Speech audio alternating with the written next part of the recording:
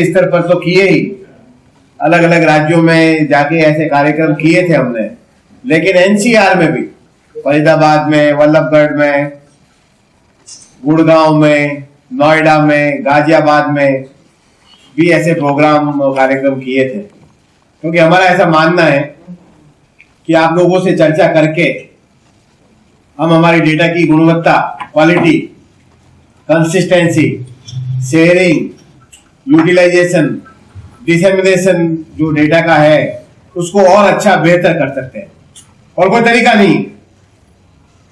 हम राष्ट्रीय स्तर पे जो बात कहते हैं, पहले हम चर्चा करते हैं आपके राज्य स्तर के अधिकारियों से, जो आपके डॉक्टर बालकृष्ण जी है या मिस्टर मान सिंह है, उनसे करते हैं। फिर वो लोग डिस्ट्रिक्ट के साथ में वार्तालाप करते हैं, ऐसे वर्कशॉप करते हैं। डिस्ट्रिक्ट वाले फिर ब्लॉक के साथ में करते हैं, ब्लॉक वाले ट्रेनिंग देते हैं, फिर क्लस्टर लेवल पे, और क्लस्टर लेवल के जो अधिकारी है, शायद आप भी होंगे, कुछ लोग आप लोग भी होंगे, वो फिर टीचर्स के साथ में बैठ के ये सब चर्चा करते हैं।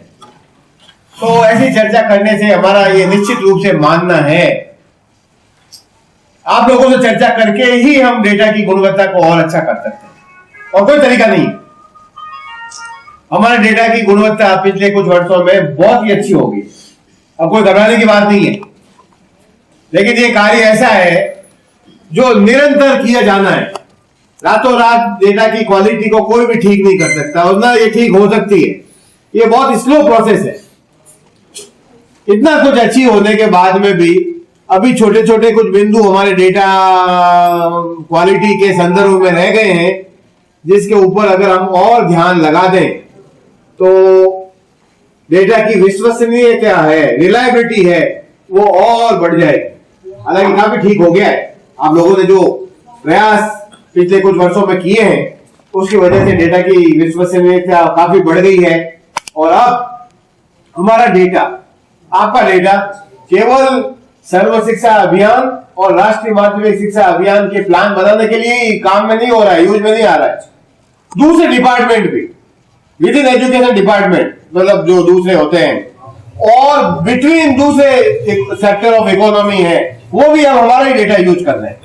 चाहे वो नेशनल स्कॉलरशिप पोर्टल हो, चाहे जेंडर एटलस बनाने के लिए अभी भारत सरकार ने यूज किया है वो हो, ट्राइबल वेलफेयर डिपार्टमेंट हो, एक्सक्लूसिवली वो सारा डेटा हमसे ही लेते हैं। अभी पिछले वीक में प्राइम मिनिस्टर्स ऑफिस में भी एक मीटिंग, जो नई मिनिस्ट्री बनी है हमारे देश में स्किल डेवलपमेंट की बनी है, उन्होंने प्रेजेंटेशन प्राइम मिनिस्टर ऑफिस में दिया। तो वहां पर यह सुझाव दिया गया कि जैसा डाइस ने सिस्टम डेवलप किया है, आप स्किल डेवलपमेंट के लिए वैसा ही सिस्टम तैयार करें। तो प्राइम मिनिस्टर तक भी आपके डेटा की खबर है, उनको भी पता है। और विशेष रूप से इसलिए है क्योंकि जब वो गुजरात के चीफ मिनिस्टर थे तो पर्सनली वो यूनिफाइड डाइस के नाम से और उसमें क्या क्या आंकड़े हैं उसको आज जो प्रधानमंत्री है उसको जानते हैं। तो अभी 14 तारीख को हम स्किल डेवलपमेंट मिनिस्ट्री के जो सेक्रेटरी हैं उनको एक प्रेजेंटेशन देने के लिए जाएंगे और बताएंगे कि डाइस में हमने क्या क्या अचीव कर लिया है और क्या अभी अचीव करना बाकी है। आपको जैसा पता ही होगा 1994-95 में जब डिस्ट्रिक्ट प्राइमरी एजुकेशन प्रोग्राम शुरू किया गया था हमारे देश में, वर्ल्ड बैंक असिस्टेड प्रोग्राम था। शुरुआत में उसमें केवल 7 डिस्ट्रिक्ट थे, 7 स्टेट थे और 42 डिस्ट्रिक्ट थे। तो उस समय गवर्नमेंट ऑफ इंडिया ने ये देखा कि मैनेजमेंट इंफॉर्मेशन सिस्टम यानी कि आंकड़ों से संबंधित जो प्रयास किए जा रहे थे उस समय और जो स्थिति थी वो ये पाया गया कि ये सही नहीं है। ना तो इससे DPEP district primary education programme की अच्छी तरह से प्लानिंग की जा सकती है, ना उसकी अच्छी तरह से मॉनिटरिंग की जा सकती है और न ही अच्छी तरह से उसके इम्प्लीमेंटेशन किया जा सकता है। तो ये डिसाइड किया गया, ऑलमोस्ट अब 20 साल हो गए। आप देख लीजिए कितना स्लो प्रोसेस है।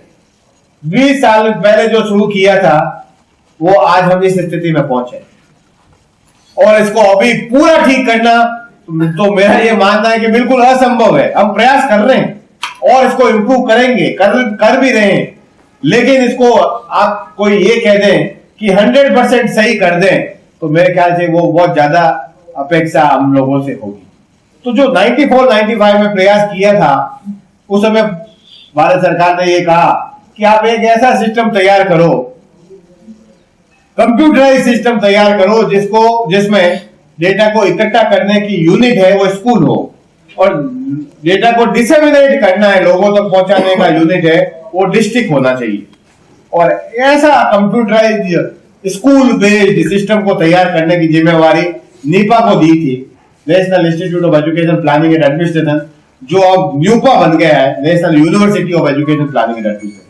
अब न्यूपा में हम लोग जो प्रशिक्षण कार्यक्रम चलाते हैं, आप लोगों को वाकिफ भी होंगे, उसके अलावा अब हम लोग पीएचडी और एमफिल प्रोग्राम भी चला रहे हैं, 2008 से चला रहे हैं, और काफी स्टूडेंट्स हमारे पीएचडी हो गए हैं और बहुत सारे विद्यार्थी एमफिल भी कर लिया है। लेकिन हमारा विश्वविद्यालय केवल एजुकेशनल प्लानिंग और मैनेजमेंट में ही एमफिल और पीएचडी की डिग्री दे रहा है, और आज की तारीख में कोई मास्टर्स प्रोग्राम, एमए प्रोग्राम भी नहीं है या अंडर ग्रेजुएट प्रोग्राम भी नहीं है। वो न्यूपा की चर्चा हम बाद में करेंगे। तो 1994-95 में ये जिम्मेवारी न्यूपा को दी थी कि आप ये कंप्यूटराइज स्कूल इंफॉर्मेशन सिस्टम है उसको तैयार करें, और नीपा ने यूनिसेफ के साथ, यूनिसेफ इस प्रोजेक्ट को 1994-95 से सपोर्ट कर रहा है, और भारत सरकार के साथ हाथ मिलाया और एक डेटा कैप्चर फॉर्मेट तैयार किया। आप तो वाकिफ हैं, आप सब डेटा कैप्चर फॉर्मेट भरते हैं हर साल डाइस का, तो वो डेटा कैप्चर फॉर्मेट बनाया था पूरे भारत के सभी 35 राज्यों, उस समय 35 राज्य थे, 35 राज्यों को कि क्या क्या किन बिंदुओं के ऊपर डेटा इकट्ठा किया जाना है, मतलब ऐसे सारे बिंदु जो सब 35 राज्यों में कॉमन हो, वो उस डेटा कैप्चर फॉर्मेट में रखे थे। और पहली बार 94-95 में हमने 7 राज्यों के 42 जिलों के अंदर डाइस को इंप्लीमेंट कर दिया, और उस समय डाइस केवल प्राइमरी लेवल पे ही था, 1 से 5 कक्षाओं के लिए था। कोई भी स्कूल, चाहे वो कोई भी मैनेजमेंट हो, category, irrespective of category of school, irrespective of the management of school, चाहे वो रूरल एरिया में हो, अर्बन एरिया में हो, फॉर्मल हो, नॉन फॉर्मल हो, गवर्नमेंट का हो या प्राइवेट हो, ये कहा गया कि इन सबको, जहां पर 1 से 5 शिक्षा दे रहे हैं, उन सबको हम डाइस में इकट्ठा कर लें। तो पहले ही वर्ष में 94-95 में करीबन 65,000 विद्यालय हमसे जुड़ गए। जिले हमारे पास में उस समय केवल 42 जिले थे, और 7 डीपीईपी फेज 1 के राज्य हमसे पहले वर्ष में जुड़ गए, और 65,000 विद्यालयों तक, जहां पर प्राइमरी कक्षाओं की पढ़ाई होती थी, वहां तक हम पहुंच गए। फिर आपको पता ही है 2001 में सर्व शिक्षा अभियान चालू हो गया। जब 2001 में सर्व शिक्षा अभियान चालू हुआ तो गवर्नमेंट ऑफ इंडिया यानी कि मानव संसाधन विकास मंत्रालय ने ये देखा कि भाई टाइमली अवेलेबिलिटी ऑफ स्टैटिस्टिक्स बहुत काम की चीज है। अगर स्टैटिस्टिक्स को जल्दी से जल्दी इकट्ठा करके लोगों तक पहुंचा दे और प्लान बनाने में उसको यूज कर लें तो ये तो बहुत ही उपयोगी है। और अब डेटा में कोई गैप नहीं रहा, मतलब जिन बिंदुओं के ऊपर डेटा प्लान बनाने के वक्त चाहिए उन सब के ऊपर अगर क्लस्टर लेवल पे, स्कूल लेवल पे, ब्लॉक लेवल पे, जिला स्तर पर, राज्य स्तर पर, राष्ट्रीय स्तर पर, उन सब एडमिनिस्ट्रेटिव लेवल्स पे अगर डेटा उपलब्ध है तो ये बहुत बड़ी बात है। उन्होंने ये भी देखा कि टाइम ले डेटा को इकट्ठा करने में और डेटा को लोगों तक पहुंचाने में और प्लानिंग कमीशन में या प्लान बनाने में, यूज करने में जो पहले 7-8 वर्ष लग जाते थे, मतलब 2001 का डेटा इकट्ठा होता था तो 2008 तक लोगों तक पहुंचता था। तो आपके प्रयासों ने, डाइस के मार्फत जो आप लोगों ने प्रयास किए, उसकी वजह से ये गैप इतना था जो केवल 1 साल हो गया राष्ट्रीय स्तर पर, और आपके लेवल पे यानी कि ब्लॉक स्तर पर, जिला स्तर पर, क्लस्टर स्तर पर और राज्य स्तर पर भी ये कुछ महीने ही रह गया। आपको तो पता ही है, अभी 30 सितंबर 2015 को आपने 2015-16 का डेटा इकट्ठा करना शुरू किया। फरवरी में मुझे पूरा पता है कि ज्यादातर जगह पे ये डेटा कैप्चर फॉर्मेट हमारा डीसीएफ है वो भर लिए गए हैं, डेटा एंट्री चल रही है, चेकिंग भी चल रही है, और फरवरी तक ये सारा काम पूरा हो जाएगा। जो पहले 7-8 साल लगते थे, आप लोग 4 महीने में ही इस कार्य को पूरा कर रहे हैं।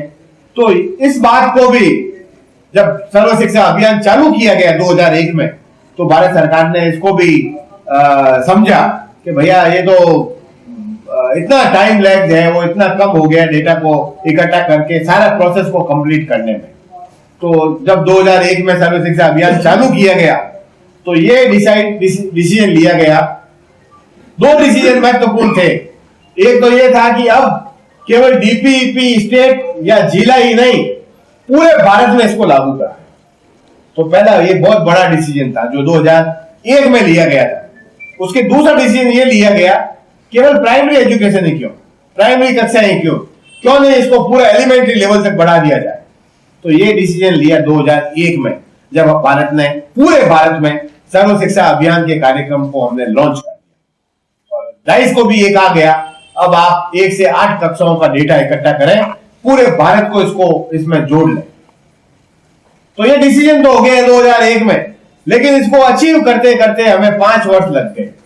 2005-06 पहला वर्ष था जब डाइस पूरे हिंदुस्तान के 35 राज्यों में पहुंच गया और करीबन 604 जिलों तक भी पहुंच गया और 10 लाख से भी ज्यादा विद्यालय हमसे जुड़ गए। ये कोई कम अचीवमेंट नहीं है आप सब लोगों का जो डाइस के कार्य से जुड़े हुए हैं। एक तरफ तो आपने टाइम लैग कम कर दिया, दूसरी तरफ पूरे भारत में राज्य स्तर पर, जिला स्तर पर और अब तो 5000 से भी ज्यादा ब्लॉक स्तर पर MIS यूनिट स्थापित हो गए। और अब कोई भी तरह का डेटा के अंदर गैप नहीं है। आप ये नहीं कह सकते कि हमें सर्व शिक्षा अभियान के अंतर्गत या राष्ट्रीय माध्यमिक शिक्षा अभियान के अंतर्गत प्लान बनाते वक्त इन बिंदुओं के ऊपर जानकारियां चाहिए और वो जानकारी हासिल नहीं है। ऐसी बात अब नहीं रही है। अब हम सारा डेटा हमारे पास में है, डिसएग्रीगेटेड डेटा भी है, ब्लॉक लेवल पे, स्टेट लेवल पे, डिस्ट्रिक्ट लेवल पे, क्लस्टर लेवल पे, स्कूल वाइज डेटा तक भी हमारे पास तो पब्लिक डोमेन में सब कुछ डाल दिया है। तो वो बात अब रही नहीं है, सभी बिंदुओं के ऊपर डेटा अब उपलब्ध है। तो 2005-06 हमारा पहला वर्ष था जब हम पूरे भारत में सब जगह पे पहुंच गए।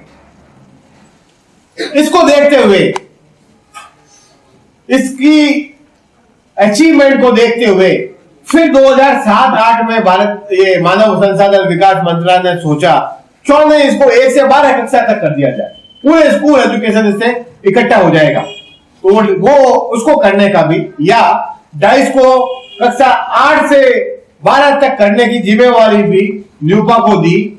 और न्यूपा फिर वो पहले से ही यूनिसेफ के साथ और MHRD के साथ में काम करता था। तो हमने प्रयास किया कि इसको 1 से 12 कक्षा तो पूरा कर दें। ये 2007-08 की बात है। तो हमने एक सॉफ्टवेयर तैयार किया जो ऑनलाइन सॉफ्टवेयर था, कक्षा 9, 10, 11, 12 के लिए। हमारा डाइस का सॉफ्टवेयर तो ऑफलाइन सॉफ्टवेयर है, ये ऑनलाइन सॉफ्टवेयर नहीं है। हालांकि हमने भी अब इसमें नए प्रोविजंस डाल दिए हैं जिसके माध्यम से आप यूनिफाइड डाइस के सॉफ्टवेयर को भी ऑनलाइन के रूप में भी यूज किया जा सकता है। थोड़ी जानकारी मैं बाद में दूंगा, लेकिन 2007-08 में हमने एक ऑनलाइन सॉफ्टवेयर तैयार किया। वो केवल सेकेंडरी और हायर सेकेंडरी के लिए था। पहला वर्ष था 2007-08। करीबन 2,20,000 विद्यालय हमसे जुड़ गए। हमने ये सोचा अगर ऑनलाइन सॉफ्टवेयर तैयार करते हम तो डेटा एंट्री स्कूल से हो जाएगी। और ऑनलाइन सॉफ्टवेयर का मतलब यही है कि डेटा एंट्री स्कूल से हो। लेकिन जो सिस्टम हमने तैयार किया जिसका नाम दिया गया था secondary education management information system या सेमिस, आप लोग वाकिफ होंगे, बहुत सारे लोग जो यहाँ बैठे हैं, उसमें यह हो गया कि डेटा तो इकट्ठा हो गया, लेकिन डेटा एंट्री ज्यादातर राज्यों में राज्य स्तर से हुई। जैसे हरियाणा है तो आपकी डेटा एंट्री चंडीगढ़ से हुई, उत्तर प्रदेश है 2 लाख से भी ज्यादा विद्यालय, 20,000 से भी ज्यादा विद्यालय, उस सब की डेटा एंट्री स्टेट लेवल पे हुई। तो जो मकसद हमारा था ऑनलाइन सिस्टम तैयार करने के लिए सेमिस का या सेकेंडरी स्कूल के लिए, वो बुरी तरह से फेल हो गया। हालांकि डेटा तो इकट्ठा हो गया, डेटा एंट्री भी हो गई, डेटा पंचिंग भी हो गई, लेकिन वो स्कूल लेवल से नहीं हुई। पूरे भारत में एक भी राज्य में डेटा एंट्री स्कूल लेवल पर नहीं हुई, और 99% ये डेटा एंट्री स्टेट लेवल पर हुई। और जिला स्तर पर भी मेरे ख्याल से कहीं पे भी वो डेटा एंट्री हो नहीं पाई। हालांकि डेटा इकट्ठा हो गया, ये सारा सिस्टम चलता रहा। अब इसमें ऑनलाइन करने में बहुत सारी प्रॉब्लम्स भी थी। डेटा एंट्री ऑपरेटर ने ऑनलाइन में जाके अलग अलग जो कंपोनेंट्स है इंफ्रास्ट्रक्चर का, टीचर का, एनरोलमेंट का, बाकी उसमें अंदर गया या नहीं गया, डेटा पूरा डाला या नहीं डाला, सब टेबल्स भरी या नहीं भरी, इस सब को मॉनिटर करने के लिए उसमें कोई प्रावधान नहीं। इसकी वजह से 2009-10 तक ये ऐसे ही चलता रहा। करीबन 30,000 स्कूल में एनरोलमेंट नहीं था, ऐसा पाया गया। करीबन 22,000 स्कूल में क्लासरूम की इंफॉर्मेशन नहीं भरी। 25,000 स्कूल के अंदर टीचर की इंफॉर्मेशन भरना बाकी रह गया।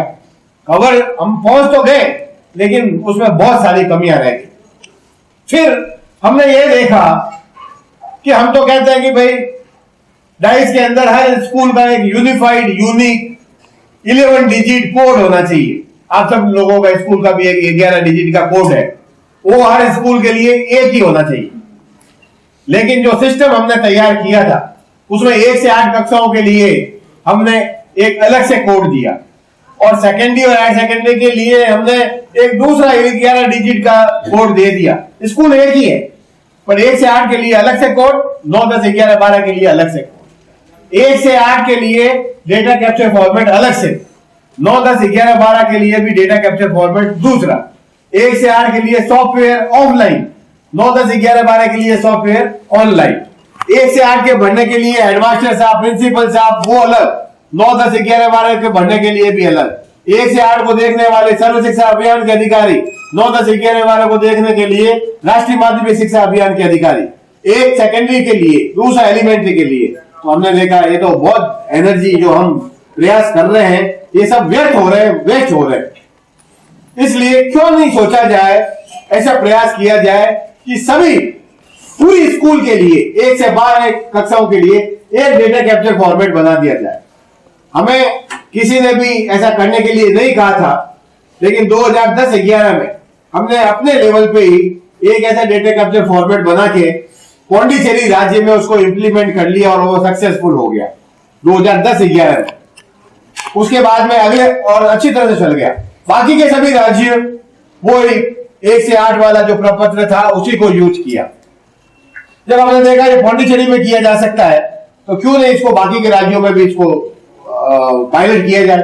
तो 2011-12 में हमने इसको पौंडीचेरी के साथ साथ वेस्ट बंगाल में भी कर लिया, और ये सक्सेसफुल हो गया।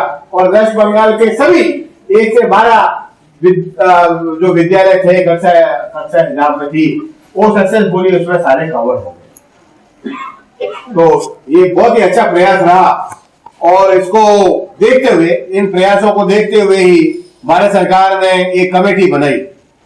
ये कमेटी बनाई ये आप बताने के लिए कि 1 से 12 शिक्षा देने वाले जो विद्यालय हैं उसका पूरा एक एजुकेशन स्टैटिस्टिक्स का सिस्टम अगर बनाना है, या सेमिस और डाइस को एक साथ करना है, या एलिमेंट्री और सेकेंडरी को एक साथ करना है, ऐसे सुझाव देने के लिए एक कमेटी बनाई गई।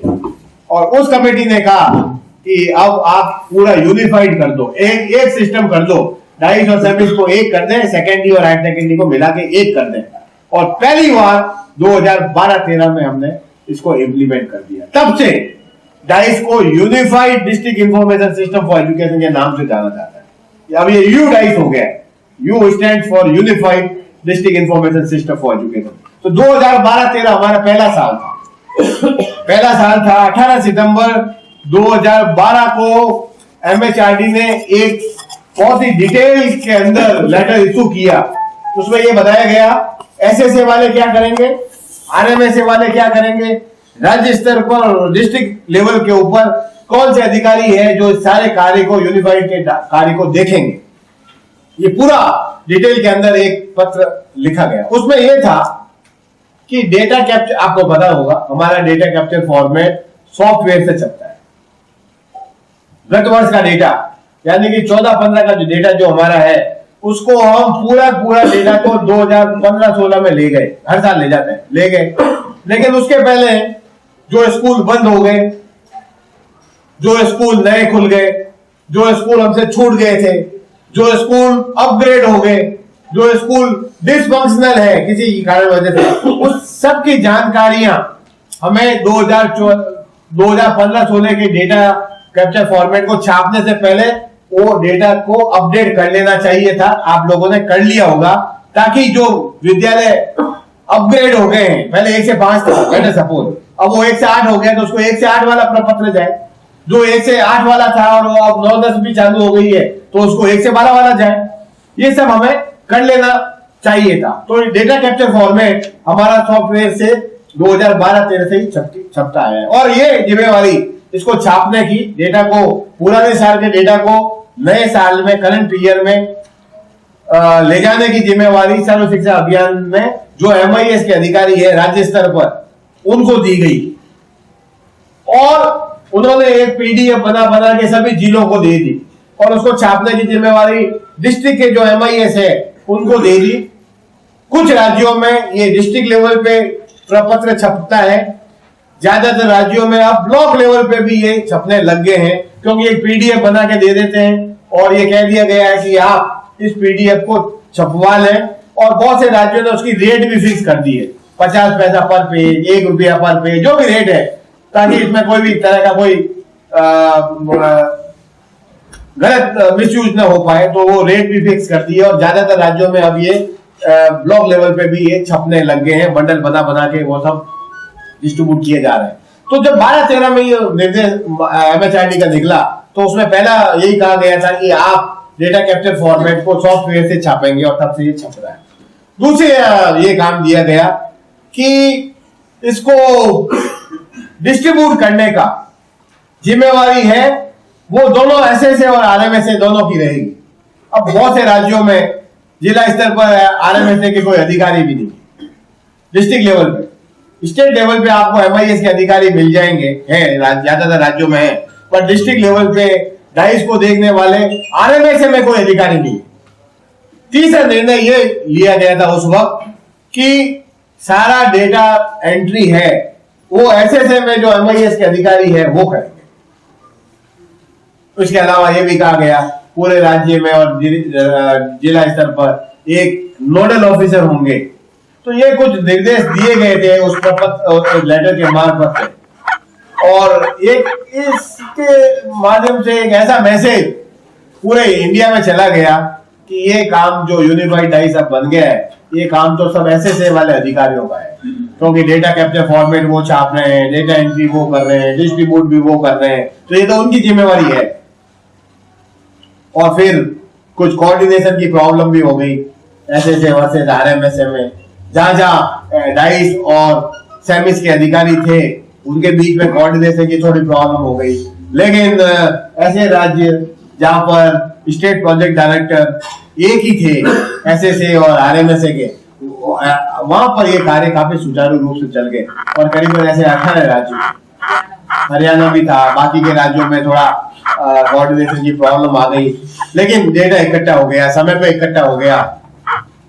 लेकिन 2013-14 में ये और सही हो गया, 2014-15 में और स्मूथ हो गया।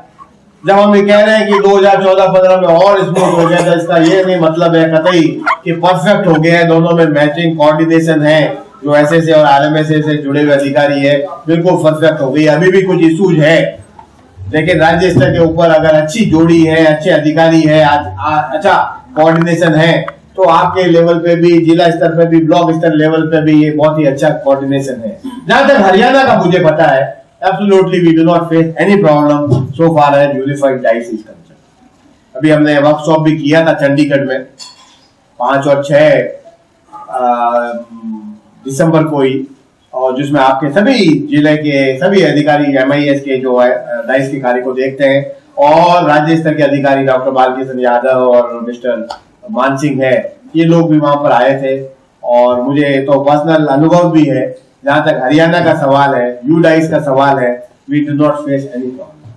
मेरा ये कतई ये निश्चित रूप से मानना है, अगर हमारी लीडरशिप अच्छी है, चाहे वो जिला स्तर पे हो, चाहे वो डिस्ट्रिक्ट स्तर पे हो, इवन हमारे ब्लॉक में भी हो, या मतलब गढ़ में भी अगर हो, या फरीदाबाद में भी हो, लीडर अगर अच्छा है तो बाकी के लोग उसको फॉलो करने में कोई प्रॉब्लम नहीं आती है। लीडर है तो लीडरशिप भी जरूर होगी, और वो लीडरशिप रिफ्लेक्ट भी करती है। एक इतना सा निवेदन करने से ही, एक फोन कॉल करने से ही आप सब अधिकारी अगर यहाँ पर आ गए हैं तो निश्चित रूप से यहाँ की जो लीडरशिप है उसका प्रभाव तो दिखता ही है। तो अब चर्चा हम थोड़ी बहुत करेंगे डेटा के बारे में। मुझे पता चला है कि आपके यहाँ पर और बाकी लोग भी अगर नहीं भरे हैं तो वो भर के दे रहे हैं, हो गया, फीडिंग भी हो गई है। और अब आपके पास में आपका data capture format school report card की मार्फत आपके पास में वापस आने वाला है। वो रिपोर्ट कार्ड साइन हो गई, साइन हो गए, रिपोर्ट आपने रिपोर्ट कार्ड की साइन करा दी है, ये बहुत अच्छी बात है। निश्चित रूप से आपने कुछ बिंदुओं के ऊपर ध्यान दिया ही होगा जब साइन करते हैं। तो निश्चित ज्यादातर जब हम साइन करते हैं तो हमारा इंटरेस्ट यही रहता है कि कैसे भी साइन करके सील मार दें ताकि जो जिम्मेवारी हमें दी गई है हम उससे मुक्त हो जाए। लेकिन दोस्तों जिम्मेवारी अब शुरू होती है। हमारे प्रोग्रामर ने एक स्कूल को बुला के रिपोर्ट चेक बहुत अच्छा किया, प्रोग्रामर बहुत एफिशिएंट, बहुत अच्छा है, बहुत ही अच्छी बात है। तो बहुत ही खुशी की बात है कि इतने यंग प्रोग्रामर और अधिकारी सबसे कार्य से जुड़े हुए हैं।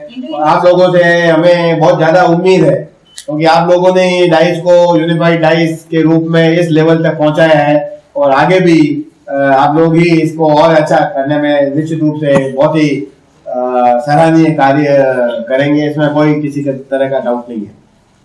तो अभी भी ये सारा कार्य तो पूरा करीब करीब हो ही गया है। अभी भी अगर आपकी नजरों में कुछ, अभी फाइनल नहीं हुआ है, मतलब अभी भी चल रहा है प्रोसेस, अभी भी अगर आपकी नजरों में कुछ ऐसा स्कूल आ जाता है जो हमसे शायद छूट गया हो, बहुत से राज्यों में ये निर्देश दे दिए गए, एक दो राज्यों में, कि भैया आपको अनरिकॉग्नाइज्ड स्कूल को कवर नहीं करना है, आपको रिपीटर्स का डेटा नहीं दिखाना है, आपको स्कूल में टॉयलेट नहीं है ये नहीं दिखाना है, आपको स्कूल में डिसफंक्शनल टॉयलेट है ये नहीं दिखाना है। भैया हम कोई निर्देश देने वाले कोई नहीं होते कि क्या दिखाना है और क्या नहीं दिखाना है। जो स्कूल में हमें तो वही दिखाना है।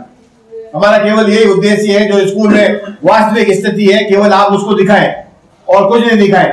और जो हेडमास्टर साहब ने आप लोगों ने भर के दिया है ऊपर लेवल पर, जो डिस्ट्रिक्ट लेवल पे, ब्लॉक लेवल पे जो डेटा आ रहा है, उसमें अगर कुछ बदलाव करना है तो वो बदलाव करने की जिम्मेवारी हमारी नहीं है। We are not authorised to alter the data. उसको किसी भी तरह का बदलाव करना है तो हमारी जिम्मेवारी नहीं है उस डेटा को बदलाव करने की, वो जिम्मेवारी केवल नहीं, कोई बात नहीं, हाँ बताए। तो डेटा जो हमारे हेडमास्टर साहब ने, प्रिंसिपल साहब ने या हमारे रेस्पोंडेंट ने जो भी भर के दिया है उसको बदलाव करना की जिम्मेवारी हमारी नहीं है, जो स्कूल के हेडमास्टर ने दे दिया है। अगर डेटा एंट्री करते वक्त या चेकिंग करते वक्त आपने कुछ देखा है तो आपके पास में फोन नंबर भी है, आप छोटी मोटी जानकारियां का फोन करके उनसे ले सकते हैं, बदल भी सकते हैं। आपको 6 की जगह 9 दिख रहा है, 06 दिख रहा है या 9 दिख रहा है, इस तरह के तो आप ठीक कर सकते हैं। लेकिन बाकी की जो महत्वपूर्ण जानकारियां हैं उसमें अगर सुधार करवाना है तो वापस ब्लॉक लेवल से सीआरसी की मार्फत वापस स्कूल से जाएगी और हेडमास्टर साहब ही उसको ठीक कर सकते हैं। We are not authorised to alter the information which we have received from the school through BRC and CRC. पहला मुद्दा तो हमारा यही है कि अभी भी आपकी नजर में अगर कोई स्कूल ऐसा आ गई है कि जो छूट गई हो बाई चांस गलती से भी, तो अभी भी उसको खाली फॉर्म दे दें। उसका जब डेटा कैप्चर फॉर्मेट है, उसको 11 डिजिट का आईडी कोड है, वो हम MIS है हमारे, वो आपको जब लेके आएंगे भरा हुआ फॉर्म तो उसको दे देंगे। क्योंकि इतना प्रयास करने के बाद भी अभी हमें जो सूचनाएं पूरे भारत से मिल रही है, एक अभी हमने एक टोल फ्री नंबर लिया है 1800116200। रिपीट करता हूं मैं, 1800116200। जब से हमने ये टोल फ्री नंबर लिया है, अलग अलग तरह के यूजर्स, और अभी हमने कैंपेन भी चलाया। टीवी पे अब खत्म हो गया 28 तारीख को, वो 28 नवंबर को खत्म हो गए टीवी पे और एफएम पे, और बाकी राज्यों ने अपने स्तर पे भी चलाया, पर जो हमने नेशनल लेवल से चलाया उसको काफी ज्यादा राज्यों में इस बार ज्यादा भाषाओं में इस बार कवर किया है। तो अवेयरनेस लोगों में बहुत बढ़ गई है टीवी कैंपेन से, और ये टोल फ्री नंबर से भी, टोल फ्री नंबर को भी हमने बहुत ज्यादा पॉपुलर कर दिया। और आपने देखा ही होगा कि आपके डेटा कैप्चर फॉर्मेट में भी ये टोल फ्री नंबर छपा था, और अभी याद नहीं होगा आपको, वो छपा हुआ था। इसकी वजह से हमारे पास में स्कूल के हेडमास्टर साहब, प्रिंसिपल साहब, स्टूडेंट्स भी, पेरेंट्स भी, और बाकी लोग जो थोड़ा सा भी शिक्षा में थोड़ा रुचि रखते हैं, वो टोल फ्री नंबर के ऊपर जैसे बाढ़ आ गई।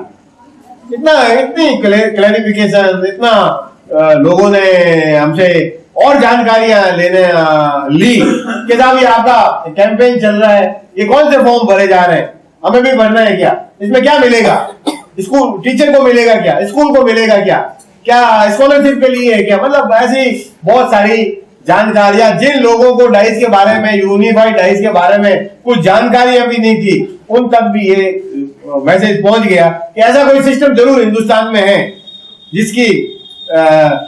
जिसकी थ्रू स्कूल से जानकारियां हासिल की जाती है, और इसका नाम यू डाइस का है। आपने देखा होगा, मैंने भी पढ़ लिया, वो अलग अलग लैंग्वेज में वो कैंपेन में बोलते हैं स्कूल के हेडमास्टर साहब, वो सब जो आपने कैंपेन में देखा होगा टीवी पे, और वो सब वास्तव में स्कूल के अध्यापक और हेडमास्टर और प्रिंसिपल और वही है।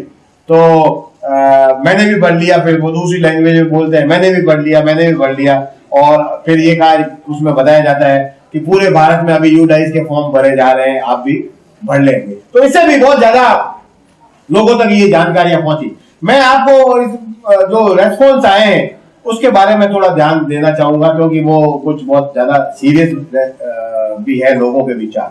एक मैसेज तो इससे ये आया है कि 15,16,892 स्कूल पूरे भारत में हमसे जुड़ गए। पूरे भारत में 36 राज्य, 680 जिले, 7,200 ब्लॉक, 82,000 क्लस्टर्स और 5,94,000 विलेज से हमारे पास में डेटा आ रहा है। इतना कुछ होने के बाद भी जो मैसेज हमारे पास में टोल फ्री नंबर से आया, उससे यह पता चलता है कि बहुत सारे विद्यालय अभी भी हमसे छूट गए। ये विशेष रूप से और भी ज्यादा इंपॉर्टेंट अब हो गया है, क्योंकि अभी जैसे मैंने पहले भी बताया, अभी भारत सरकार ने नेशनल स्कॉलरशिप पोर्टल चालू किया। नेशनल स्कॉलरशिप पोर्टल में ये अनिवार्य है कि जो भी विद्यालय और उन विद्यालय में पढ़ने वाले विद्यार्थी अगर स्कॉलरशिप के लिए आवेदन करना चाहें तो उसके लिए 11 डिजिट स्कूल आइडेंटिफिकेशन कोड होना अनिवार्य। तो बैकग्राउंड में सारा डेटा आपका, यानी कि यूनिफाइड डाइस का डेटा ही है। और जो मैसेज हमें लोगों से मिले उससे लगता है कि, और ये जो नेशनल स्कॉलरशिप पोर्टल है वो कक्षा 11 और 12 के लिए स्कॉलरशिप के लिए जो आवेदन करना चाहते हैं 11 और 12 के उनके लिए, तो जो उन्होंने हमें बताया उससे तो पता चलता है कि इतने स्कूल जुड़ने के बाद भी बहुत सारे स्कूल अभी भी जुड़े। और ये ज्यादातर स्कूल कौन से हैं? सेकेंडरी और हायर सेकेंडरी स्कूल है। और ज्यादातर ये स्कूल कौन से हैं? ये बहुत से राज्यों में 11वीं और 12वीं कक्षा देने वाले जो संस्थाएं हैं वो हायर एजुकेशन या कॉलेज एजुकेशन का पार्ट है। उत्तर प्रदेश में, उड़ीसा में, महाराष्ट्र में और भी जगह पे वो कॉलेज एजुकेशन का पार्ट है, और स्कूल एजुकेशन का वो ज्यूरिडिक्शन में नहीं आते। स्कूल ज्यूरिडिक्शन उनका 1 से 10 कक्षाओं तक ही है।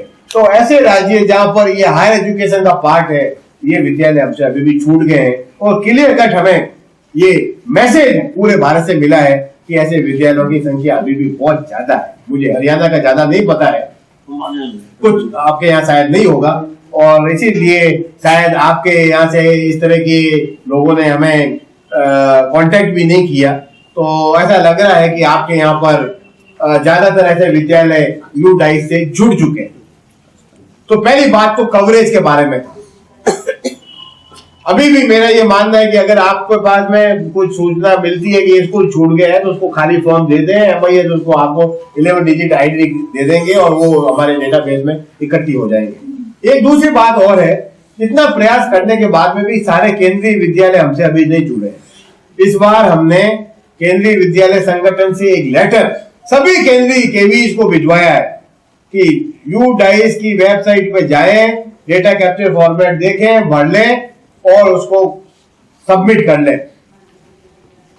इस वजह से भी हमारे पास में बहुत सारे केवीज है, वो फॉर्म भर भर के हमें दे रहे हैं, उनको ये नहीं पता है कि वो कहां देना है। तो हम आपको स्टेट लेवल पे जो हमारे MIS के अधिकारी है उसको वहां पर डाइवर्ट कर देते हैं कि भाई आप इनको दे दीजिए, इनको सबमिट कर दीजिए, आपको यूनिट 11 डिजिट का ID है वो ही आपको देंगे। तो एक बात ये हुई। तीसरी महत्वपूर्ण बात अभी कुछ दिनों पहले ये हुई है, बहुत से राज्यों ने अब 11 डिजिट का UDICE कोड है उसको अनिवार्य कर दिया है अपने राज्यों में। अगर वो 11 डिजिट का UDICE कोड नहीं है तो उसकी मान्यता या बोर्ड से एफिलिएशन है उस पर फर्क पड़ सकता है। तो ये बहुत सारे राज्यों ने कर दिया है और इसकी वजह से भी अब प्राइवेट अनएडेड स्कूल भी चल के हमारे पास में आ रहे हैं कि हमें यूनिफाइड डाइस का कोड चाहिए। और गुजरात ने तो अब ये भी कर दिया है कि अनएडेड स्कूल में पढ़ाने वाले टीचर का नाम अगर UDICE में अगर 3 साल तक है तो जो सरकारी भर्तियां निकलेगी, जो पोजीशंस निकलेगी, अगर आपका नाम है 3 साल तक तो आपका एक्सपीरियंस उसमें भी माना जाएगा। तो अब टीचर्स हैं वो भी फोन कर करके पूछ रहे हैं कि साहब बता दो प्लीज मेरा नाम मेरा है क्या UDICE में कोड। तो इनकी रिक्वायरमेंट को देखते हुए ही अभी न्यूपा ने हम लोगों ने 2 महत्वपूर्ण जानकारियां हैं वो पब्लिक डोमेन में डाल दी है। बाकी सब school report card, district report card, state report card, block report card, flash statistics, education development index, analytical tables, rural India, urban India, trends, graphic presentation, thematic presentation, 13 publications हम आपके एक साल के डेटा के बेसिस के ऊपर निकालते हैं। वो सब पब्लिक डोमेन में पहले से ही है और हर साल हम उसको डालते रहते हैं। स्कूल रिपोर्ट कार्ड भी 10 साल का है, एलिमेंट्री का भी 10 साल का हो गया, सेकेंडरी का भी अब 4 साल 5 साल का हो गया है। लेकिन क्या कह रहा था मैं, ये जो पब्लिक डोमेन में तो ये सब इंफॉर्मेशन हमने भूल गया। एक बहुत ही महत्वपूर्ण बात, हाँ गुजरात का तो मैंने कर दिया। हाँ 2 पोर्टल अब हमने बनाए आपकी सुविधा के लिए, टीचर की और स्कूल की सुविधा के लिए। एक में हमने स्कूल डायरेक्टरी डाल दी है, यानी कि आप हरियाणा सेलेक्ट करो, हरियाणा में फरीदाबाद सेलेक्ट करो, फरीदाबाद में वल्लभगढ़ सेलेक्ट कर लें तो वल्लभगढ़ में जो यूनिफाइड डाइस में स्कूल जुड़ गई है उस सबकी संख्या और वो सबकी लिस्ट आ जाएगी।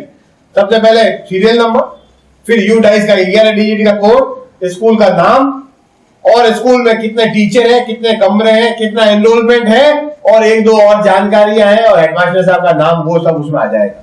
आप इसको स्कूल डायरेक्टरी में देख सकते हैं। इससे भी आपको पता चल सकता है कि कौन कौन से स्कूल है रेडीली, मतलब ये जो आप भर भर के देते हैं वो आपको तो पता है आपने स्कूल का दे दिया है, लेकिन आसपास के स्कूल का आपको नहीं पता है, MIS के पास में वो जानकारी है, वो तो ऑनलाइन है, तो आप कैसे देखेंगे। इसलिए या तो आप स्कूल रिपोर्ट कार्ड में जाके देखें या UDICE.in पे हमने एक स्कूल डायरेक्टरी दे दी है, वो आप उसको देख सकते हैं। दूसरा महत्वपूर्ण काम अभी हमने ये किया है, सारे अचीवमेंट होने के बाद सारे आपको पता होगा डाइस को 4 नेशनल अवार्ड भी मिले हैं। आप सब लोगों को 4 नेशनल अवार्ड भी मिले हैं। इतने अवार्ड मिलने के बाद में भी अभी सब कुछ सही नहीं है, बहुत और कुछ कार्य करने की जरूरत है। तो हमने टीचर्स का जो आंकड़ा है जो बहुत ही कॉम्प्रिहेंसिव है, बहुत बड़ा सा पेज है आपके UDICE के अंदर, आप तो हम हर साल भरते हैं, उस सबको हमने पब्लिक डोमेन में डाल दिया। UDICE.in में टीचर्स की डायरेक्टरी अलग से डाल दी है। आप देखेंगे हरियाणा में फरीदाबाद में वल्लभगढ़ के अंदर जाके क्लस्टर वाइज देख लीजिए, स्कूल वाइज देख लीजिए, स्कूल को सेलेक्ट कर लीजिए, उस स्कूल में जितने भी टीचर हैं उस सब की जानकारियां पब्लिक डोमेन में आपके सारे स्कूल होगी। आप देख लेना वहां पे आपका स्कूल रिपोर्ट कार्ड में आप हेडमिस्ट्रेस या प्रिंसिपल का नाम दिया है, तो वो भी आपको उसमें दिख जाएगा। और कॉम्प्रिहेंसिव इंफॉर्मेशन है यू डाइस में पूरे भारत में 85 लाख टीचर्स का डेटा है। 88.5 मिलियन टीचर्स जो इन 15,16,892 स्कूल में पढ़ा रहे हैं, जो स्कूल में भर के दिया है वो हमने ऑनलाइन कर दिया है। हम नहीं कह रहे हैं ये सब सही है, हम नहीं कह रहे हैं कि इसमें कमियां नहीं है। किसी भी तरह इतने बड़ा जो डेटाबेस है, इस तरह की कमियां हमेशा उस डेटाबेस में रहेगी, लेकिन हम निरंतर प्रयास कर रहे हैं इस कमियों को ठीक करके हमारी डेटा की क्वालिटी, गुणवत्ता और रिलायबिलिटी है और कवरेज है, यूटिलाइजेशन है, शेयरिंग है, डिसेमिनेशन है, उसको और अच्छा करने का पूरा प्रयास कर रहे हैं। लेकिन आप अगर टीचर का ही डेटा देख लें तो वो सही पूरा भर के नहीं आ रहा। विशेष रूप से प्राइवेट अनएडेड स्कूल जो बड़े बड़े हैं, जहां पर कई 100 टीचर भी है, 80 टीचर भी है, 90 टीचर भी है, वो पूरा टीचर का आंकड़ा नहीं दे रहे, केवल 10 टीचर का दे दिया, 15 का दे दिया, 20 का दे दिया। वो ये केवल हरियाणा की बात नहीं कर रहा हूं, पूरे भारत में ऐसे मैसेज मिला है कि प्राइवेट स्कूल अभी पूरे टीचर्स का डेटा हमें नहीं दे रहे। ये भी हमने देखा है, प्राइवेट स्कूल SC ST बच्चों की संख्या भी पूरी नहीं दे रहे पूरा। अगर मैं गलत नहीं हूं तो पिछले वर्ष आपके हरियाणा के अंदर ही जब ये प्रयास किए गए कि भाई प्राइवेट अनएडेड स्कूल के अंदर SC के बच्चे क्यों नहीं है, तो ये पता चला पूरे हरियाणा राज्य के अंदर 40,000 ऐसे बच्चे थे जो शेड्यूल कास्ट के अनएडेड स्कूल में पढ़ रहे हैं, लेकिन उसको जनरल क्लास में दिखाया है। तो अगर आप प्लानिंग शेड्यूल कास्ट के बच्चों के लिए, शेड्यूल ट्राइब के बच्चों के लिए डाइस के डेटा के बेसिस के ऊपर अगर कर रहे हैं और इस तरह का अगर आंकड़ा है, तो आप जान सकते हैं कि किस तरह की वो प्लानिंग होगी। आपको तो पता ही होगा पूरे भारत में, चाहे वो सर्व शिक्षा अभियान का एलिमेंट्री का प्लान हो या राष्ट्रीय माध्यमिक शिक्षा अभियान का सेकेंडरी का प्लान हो, सभी कुछ डाइस के डेटा के ऊपर ही आधारित है। पूरे भारत में सभी 680 जिलों में दोनों SSA और RMSA के प्लान आपके डेटा के ऊपर ही आधारित है। और पूरे भारत में करीबन 35,000 करोड़ से भी ज्यादा जो खर्च हो रहे हैं SSA और मिड डे मील को दोनों मिलाकर, वो सब आपके डेटा के जो बेसिस के ऊपर जो प्लानिंग होती है उसके बेसिस पे ही खर्च किए जा रहे हैं, इन्वेस्ट किए जा रहे हैं। तो अगर डेटा सही नहीं है, अगर डेटा पे रिलायबिलिटी नहीं है, क्वालिटी में अगर प्रॉब्लम है, सभी स्कूल अगर इससे नहीं जुड़े हैं, तो डेफिनेटली ये हम सब लोग जो डाइस के कार्य से जुड़े हुए हैं, तो थोड़ा सा बैड इंप्रेशन रिफ्लेक्शन है हम सब लोगों के लिए। लेकिन काफी कुछ ठीक हो गया है और ठीक करने का प्रयास करेंगे। तो आप पब्लिक डोमेन में जाके स्कूल की टीचर की डायरेक्टरी है, वो भी आप उसको देख सकते हैं। और जल्दी ही हम ऐसा एक प्रोविजन देने वाले हैं जिससे अगर स्कूल के हेडमास्टर साहब अगर ये जानकारी को देख के ये देखें कि ये मेल की जगह फीमेल लिख दिया है, एज गलत लिख दी है, या क्वालिफिकेशन गलत लिख दिया है, या कब स्कूल ज्वाइन किया और कब डेट ऑफ बर्थ है, अगर इस तरह की जानकारियों को ठीक करना चाहें तो हम ऐसा भी प्रावधान देने वाले हैं कि आप उसको ठीक कर लें। लेकिन हमारा तो ये निश्चित रूप से मानना है, आपके पास तो भरे हुए फॉर्म आते हैं, छपे हुए फॉर्म आते हैं, अगर आप वहीं पे इसको ठीक करवा लें तो हमारा तो भला हो जाएगा। लेकिन इतना कुछ प्रयास करने के बाद भी मेरा व्यक्तिगत रूप से ये मानना है अभी भी हेडमास्टर साहब उसको अच्छी तरह से पलट के नहीं देंगे। ये सारी जिम्मेवारी हेड टीचर को दे देंगे या मिड डे मील वाले टीचर को दे देंगे या और किसी टीचर जो स्कूल में है, 2-3 लोग मिलके जिम्मेवारी करते हैं। ये अच्छी बात है क्योंकि हेडमास्टर साहब बड़ी स्कूल है, 1200 एनरोलमेंट है, 1500 एनरोलमेंट है, एक व्यक्ति इसको नहीं कर सकता। लेकिन निश्चित रूप से इतना तो किए ही जाना चाहिए, जब वो हेड टीचर है आपको भर के वापस देते हैं तो कम से कम पलट के तो देख ले उन्होंने क्या क्या भर के दिया है। एक काम तो हमें ये कर लेना चाहिए था, कोई बात नहीं, अगली बार फिर आपके पास में आएंगे तब ये करें।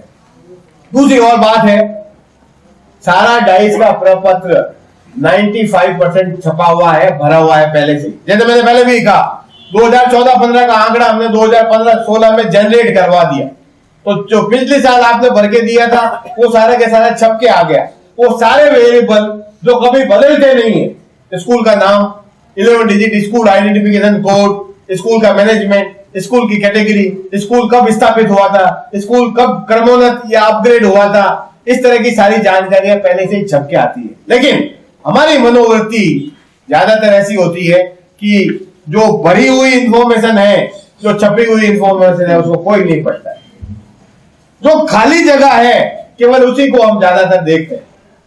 लेकिन दोस्तों, जो भरी हुई है, छपी हुई है, उसमें भी कमियां हैं, अभी बहुत कमियां हैं। उसको जांचना, ठीक करवाना, ये केवल अगर कोई करवा सकता है तो आप लोग करवा सकते हैं, और कोई नहीं करवा सकता। हम तो आपको बता सकते हैं कि क्या क्या जांच लें, क्या एग्जामिन कर लें, क्या वेरीफाई कर लें, ये बता सकते हैं। लेकिन इसको असली अगर करवाना है तो हमारे सीआरसी, बीआरसी और आप लोग जो स्कूल लेवल पे कार्य करते हैं, जो फॉर्म को भरते हैं, हेडमास्टर साहब है, प्रिंसिपल साहब है, हमारे रेस्पोंडेंट हैं, केवल आप लोग ही करवा सकते हैं। मैं ये सब आपको केवल इसलिए बता रहा हूं कि इतना कुछ अचीव होने के बाद में भी हमारे डेटा में बहुत ही महत्वपूर्ण कमियां अभी भी रह गई। टीचर से शुरुआत करता हूं, छोटे छोटे थोड़े से देता हूं मैं आपको उदाहरण। बहुत सी जगह पे, जैसे मैंने पहले भी बताया, टीचर की पूरी जानकारियां विशेष रूप से अनएडेड स्कूल में पूरी भर के नहीं दे रहे हैं। इसको हमें दिखला देना चाहिए था, या दिखला दें अभी भी अगर कोई स्कोप हो तो। दूसरा, टीचर की डेट ऑफ बर्थ पूरी नहीं आ रही है, सही नहीं आ रही है। 98% अभी कल ही हम देख रहे थे, करीबन 98% टीचर है जो 85 लाख में से है, 8.57 मिलियन टीचर्स है, उसमें से 98% टीचर्स है वो 18 साल से 65 साल के बीच के। लगता है वो तो ठीक है, लेकिन ऐसे सैकड़ों टीचर है। 98% तो ठीक है, अगर 2% अगर आप 8.5 मिलियन 85 लाख का लेंगे तो बहुत बड़ा नंबर आता है। और अगर हम देख लें, जांचें, तो हम देखेंगे हरियाणा में, पूरे भारत में, दूसरे जगह पे, हर राज्य में बहुत सारे टीचर 100 साल के। जो आंकड़ा आपने दिया है उसमें टीचर की आयु 100 साल, टीचर की आयु 180 साल। अरे भैया, ये अगर 180 साल वाला पढ़ा रहा है तो उसको रखे, ठीक मत करवा, बट जांच जरूर करवा लें कि 180 साल वाला टीचर हमारे स्कूल में है क्या। कम से कम हमारे कान तो खड़े हो जाए कि भैया 180 साल का टीचर हो सकता है। ये डेटा एंट्री में गड़बड़ हो सकती है, कमियां रह जाती है बहुत सी, उसकी वजह से भी हो सकता है। जैसे 2014 पढ़ना है तो गलती से वो 2 की जगह 1 आ गया, ऐसी कमियां भी है। इस तरह की कमियां को पकड़ने के लिए अभी हमारे पास में कोई प्रावधान नहीं। डेटा एंट्री में जो कमियां रह जाती है उसको ठीक करने का कोई प्रावधान नहीं है। तो एज का मुद्दा बहुत ही महत्वपूर्ण है। बहुत सारे टीचर अभी भी हमने दिखाए हैं पूरे भारत में और हरियाणा में भी 18 साल से छोटे। अगर है तो रहने दें, ठीक नहीं करें, अपना आप ठीक नहीं करें, लेकिन जांच जरूर करवा लें कि भैया ये 18 साल से छोटा वाला बच्चा स्कूल में कैसे अध्यापक बन गया है तो उसको रहने दें। और 100 साल से बड़े या 65 साल, जो आपके यहाँ पे अगर कॉन्ट्रेक्चुअल टीचर भी है, गुरुजी और इस तरह के पैरा टीचर है, वो भी 65 साल के होंगे, 70 साल से होंगे, उससे ऊपर तो शायद ऐसा भी नहीं होगा। तो आप इसको जांचवा लें, उसको जांचवा लें, डेट ऑफ बर्थ वो कहने का मतलब है कि इसको जांच लें, कुछ कमियां है तो उसको ठीक करवा लें। ये महत्वपूर्ण कमियां तो ये। दूसरी कमी ये है, अभी हम देख रहे थे, अभी प्राइम मिनिस्टर ऑफिस का एक पोर्टल है माई जीओवी, उन्होंने हमसे डाइस के अंदर जो टीचर्स हैं उन सबके कॉन्टेक्ट डिटेल्स ले लिए, और हो सकता है आगे आने वाले समय में सीधा हमारे टीचर के पास में प्राइम मिनिस्टर ऑफिस से मैसेज आएगा कि हैप्पी टीचर्स डे या जो कुछ भी वो देना चाहे। आ रहे हैं ना, वो सारा डेटा आपका ही है। वो तो बहुत अच्छी बात है, आपके पास में आ रहा है, लेकिन दोस्तों हर एक के पास में नहीं आ रहा है, क्योंकि जो टीचर का आंकड़ा कॉन्टेक्ट नंबर दिए है वो खुद ही गलत है। 9 डिजिट के, सैकड़ों टीचर के कॉन्टेक्ट नंबर 9 डिजिट के हैं। भैया हम सबका तो 10 डिजिट का है, उनका 9 डिजिट का कोई जादू है क्या, हमें नहीं पता। तो इसको जांच लें, जंचवा लें, ठीक करवा लें, क्योंकि बहुत ही महत्वपूर्ण जगह पे अब हमारे डेटा को यूज किया जाने लगा है। और मेरा निश्चित रूप से मानना है, जब डेटा यूज करना लगेंगे लोग तो हमारे डेटा में कमियां बताएंगे, और यही एक साधन है कि हम हमारे डेटा की गुणवत्ता, क्वालिटी को और अच्छा कर दें। और हमारे पास में ऐसा कोई भी दूसरा वे नहीं है कि डेटा को और अच्छी तरह से कर लें। तो माई जीओवी जो प्राइम मिनिस्टर का पोर्टल है, उन्होंने भी हमारा डेटा ले लिया है। और जब हमने देखा बहुत सारे स्कूल ने तो दिया ही नहीं है कॉन्टेक्ट, ये मोबाइल नंबर, हो सकता है टीचर के पास में नहीं हो, लेकिन जिन्होंने दिया है उसके अंदर भी 10 डिजिट से कम के आंकड़े मोबाइल नंबर दे रखे हैं। इसको निश्चित रूप से ठीक करवा लें, जचवा लें, एक बहुत ही महत्वपूर्ण। तीसरा है आधार नंबर, वो अभी मैंडेटरी नहीं है, लेकिन बहुत सारे टीचर्स ने अभी नहीं दिया है, शायद नहीं होगा उनके पास, लेकिन जिन्होंने दिया है उसका भी 12 डिजिट से कम का आंकड़ा है। इसको भी जंचवा लेना चाहिए। ये सही हमारे पास में भर के नहीं आ रहा है। चौथी जानकारी अब मैं आपको बता रहा हूं, बहुत ही विचलित करने वाली। हमने बहुत सारे टीचर्स को ये बताया है कि वो बिलो सेकेंडरी है। बिलो सेकेंडरी है, बहुत सारे टीचर है पूरे हिंदुस्तान में, सेकेंडरी भी है, बिलो सेकेंडरी भी है। जो पुराने टीचर जो भर्ती हुए थे वो उस समय क्वालिफिकेशन अलग होती थी, तो कुछ टीचर्स हमारे बिलो सेकेंडरी भी है। मैं आपको एग्जांपल दे रहा हूं, ये सेकेंडरी भी मान लीजिए, सेकेंडरी भी है, लेकिन हमने ये दिखा दिया है जो सेकेंडरी क्लास टीचर है उसको हमने दिखा दिया है वो मैथमेटिक्स बीएससी तक पढ़ा हुआ है। एक ऐसा टीचर जो गणित उसको वो खुद तो 11वीं पास है, पर लेकिन हमने उसको बताया है कि उसने गणित बीएससी तक पढ़ा है, ग्रेजुएट लेवल तक पढ़ा है, पोस्ट ग्रेजुएट लेवल तक पढ़ा है, और कुछ ने तो पीएचडी और एमफिल भी बता दिया। तो ऐसा तो असंभव है, जो खुद ही सेकेंडरी से आगे गए ही नहीं वो बीएससी और एमएससी तक गणित, मैथमेटिक्स या और कोई दूसरा सब्जेक्ट कैसे पढ़ लिया। इसका मतलब है कि हमने ये जानकारियां पढ़ते वक्त इसको बहुत ही सीरियसली नहीं देखा है, चेकिंग नहीं की है, इसमें बहुत कमियां हैं। इसको निश्चित रूप से जंचवा लें, क्योंकि पूरे भारत के अंदर अब वो भी भारत सरकार ने एक पोर्टल, नया पोर्टल बनाने वाला है, टीचर का पोर्टल। सारा आंकड़ा आपका ही होगा, उसमें बैकग्राउंड में सारा आंकड़ा यूनिफाइड डाइस का ही होगा। और एक दूसरी स्टडी जो national council of teacher education, आप वाकिफ होंगे, एनसीटीई, उनको एक जिम्मेवारी दी है कि टीचर की डिमांड और सप्लाई में गैप कितना है उसको बताया जाए। एक नेशन वाइड स्टडी हो रही है, सारा डेटा आपका ही है। अगर इस तरह के आंकड़े टीचर के अगर है, हालांकि परसेंटेज कम है लेकिन अभी भी है, तो इस तरह हमें जंचवा लेना चाहिए टीचर का आंकड़ा। जो खुद 10वीं पास है वो चेंज कर देते हैं। जब पूछते हैं कि चेंज कैसे हो गया, कि नहीं साहब लास्ट ईयर गलत था, इस बार सही है। लास्ट ईयर भी यही कहा था, इस बार सही है, पिछली बार गलत था। तो ये ऐसी चीजें हैं जिसको आप एक बार फ्रीज कर दो। स्कूल का कोई भी रिकॉर्ड आपके पास में पुराना कोई होगा, या सबसे पुराने टीचर होंगे, या गांव में सबसे पुराने जो व्यक्ति होंगे उनको पूछ के एक बार स्कूल का ईयर ऑफ एस्टेब्लिशमेंट है ये फिक्स कर दे। हर बार इसको चेंज करने की कतई जरूरत नहीं है। इस तरह बाकी भी जानकारियां हैं तो सबको ठीक कर दें। बहुत सारी ऐसी जानकारियां हैं जो पिछले वर्ष तो हमारे स्कूल में थी बट इस बार नहीं है। वो संभव भी हो सकता है। पिछली बार टॉयलेट नहीं था, इस बार बन गया। पिछली बार टॉयलेट था, इस बार नहीं है।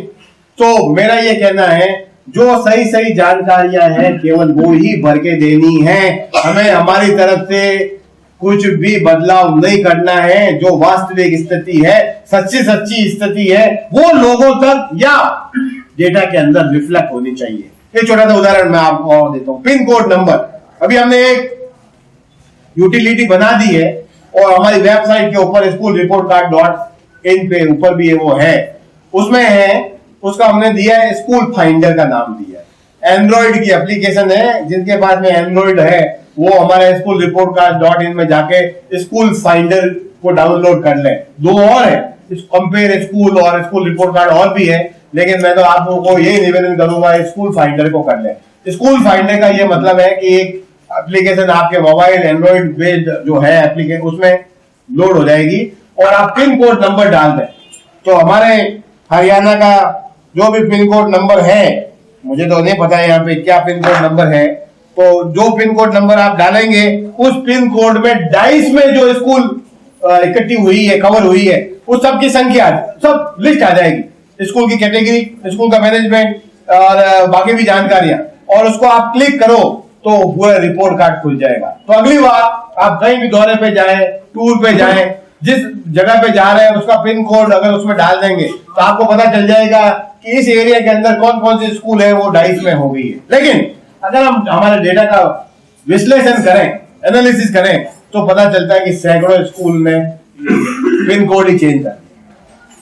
पिन कोड चेंज हो सकता है क्या मुझे नहीं पता, बट मुझे पता है कि ये लोकेशन है तो इसका एक कोई पोस्ट ऑफिस है अटैच उस पर्टिकुलर पोस्ट ऑफिस से होती है, और सामान्य रूप से पिन कोड चेंज नहीं होता है। तो आप देख लें क्या पहले वाला गलत था, अब आपने सही कर दिया है तो बहुत अच्छी बात है। इसको निश्चित रूप से जंचवा लें कि पिन कोड हमारा सही है क्या।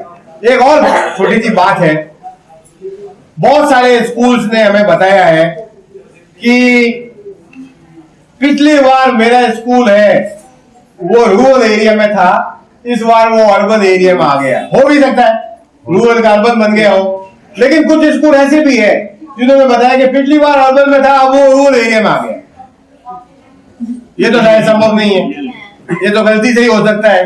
तो इसको इस तरह की जानकारियां आप डिस्ट्रिक्ट लेवल पे निकाल के इनको बताओ कि भैया देखो पिछली बार आपने ये कहा था, इस बार ये हो गया है, ये सही है क्या, आपने गलत क्यों कर दिया है, क्यों चेंज कर दिया, कोई कारण तो होगा उसका, क्या कारण है उसका। इसी तरह से छोटी मोटी और भी कमियां हमारे डेटा में है, कुछ कमियां आपने प्रयास किया उसकी वजह से ठीक हो गया है।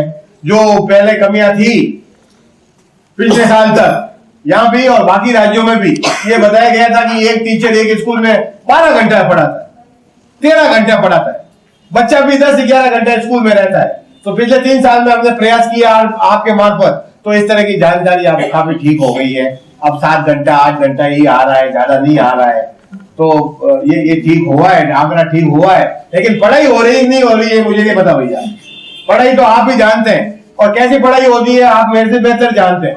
पूरे भारत में ये सोच बन गई है कि सरकारी स्कूल में कोई पढ़ाई लिखाई नहीं होती। ये सही है गलत मुझे नहीं पता, लेकिन हर साल सर्वे कर करके ये बताया जा रहा है पूरे हिंदुस्तान में एक ऐसी माहौल बन गया है सरकारी स्कूलों के बारे में कि यहाँ पर पढ़ाई के अलावा सब कुछ।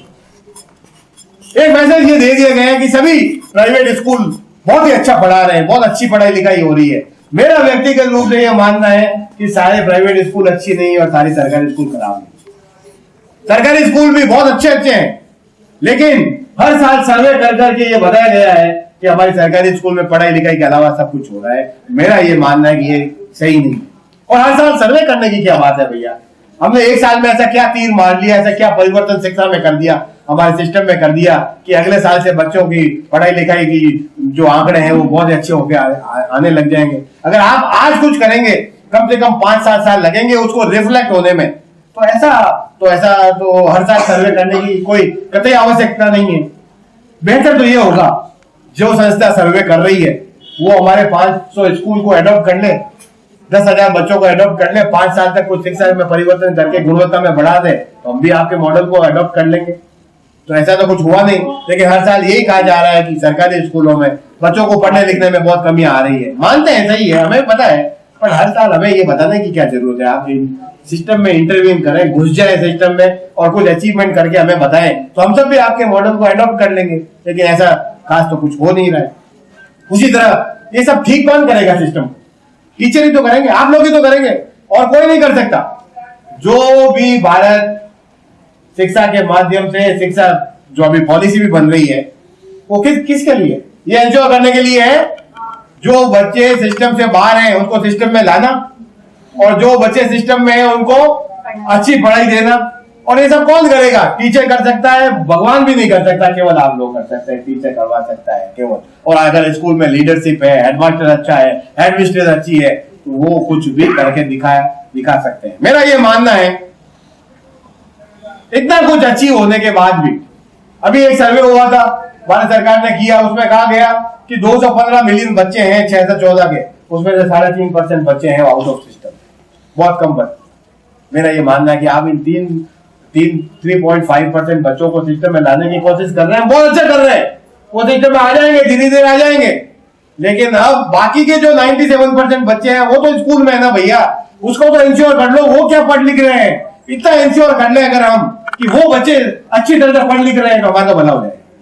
3% भी आ जाएंगे, फॉरगेट अबाउट 3%, पर जो 97% है उसको क्या पढ़ाई कर रहे हैं वो तो इंश्योर कर लें। और ये सब कौन करेगा? टीचर। आप किसी भी सरकारी स्कूल में चले जाएं, सैकड़ों जगह में गया हूं, पिछले 8 महीने में कम से कम 22, 23, 24 स्टेट में हम घूम के आए हैं, और हमने तो हर जगह यही देखे हैं सरकारी स्कूल अब केवल गरीब बच्चों के लिए ही रह गए। गरीब बच्चे, एससी बच्चा, एसटी बच्चा, केवल वही बच्चे रह गए। लेकिन जिन राज्यों में प्राइवेट स्कूल कम है वहां पे भी सरकारी स्कूल बहुत ही बेहतर है। वहां पे भी सरकारी स्कूल में पढ़े लिखे, गरीब, अमीर, रिक्शा चलाने वाला, बस चलाने वाला, सबके बच्चे हैं, और वहां बहुत ही शानदार स्कूल है। आपको पता होगा चंडीगढ़ में कुछ आपके सरकारी स्कूल इतने अच्छे हैं कि एडमिशन के लिए लाइन लगती है वहां पे। प्राइवेट स्कूल से भी लोग वहां आके एडमिशन ले रहे हैं कक्षा 11वीं के अंदर। ऑनलाइन उनका एनरोलमेंट होता है, लॉटरी निकलती है, सब कुछ हो रहा है। अगर चंडीगढ़ में सरकारी स्कूल में ऐसा हो सकता है तो बाकी के राज्यों में नहीं हो रहा है, तो निश्चित रूप से कुछ कमियां हमारे अंदर रह गई है, उसको ठीक करने की बहुत ज्यादा जरूरत है। और ये कमियां केवल टीचर ही ठीक करवा सकता है। जब तक टीचर हमारी इच्छा अनुसार जैसा स्कूल के अंदर पढ़ाएंगे नहीं, क्लासरूम में ट्रांजेक्ट नहीं होगा, हमारे बच्चे कैसे अच्छा लिखेंगे, कैसे लिखना पढ़ना सीख लेंगे? ये बहुत ही विचार